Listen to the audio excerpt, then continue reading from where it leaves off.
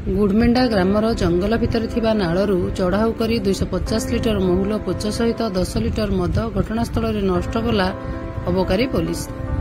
आज संध्या 7 घंटा समय बौद्ध जिला अबकारी विभाग सूत्रु मिलिथिबा सूचना अनुसार घंटापड़ा थाना अंतर्गत गुड़मेंडा ग्रामर जंगल भितर थिबा नाळ भितर मदरंधा आडा उपरे आज सकाळ पाखापाखि 11:30 समय चढ़ाऊ करी अबकारी पुलिस मद तैयारी ପାଇଁ प्रस्तुत होई रहिथिबा 250 लिटर महुल पोच व्यवहृत मद तैयारी सामग्री सहित प्रस्तुत होई रहिथिबा 10 लिटर मद जबत करी घटनास्थल में नष्ट करिसंती। चढ़ाऊ समय घटनास्थल आसामी माने फेरार मारिथिबा बेले 65/24/25 रे एक मामला रुजु करी तदंत जारी रखिछि अबकारी पुलिस। एने सूचना दैछंती कंटामाଳ अबकारी थानार ओआईसी सूर्यकांत मल्लिक।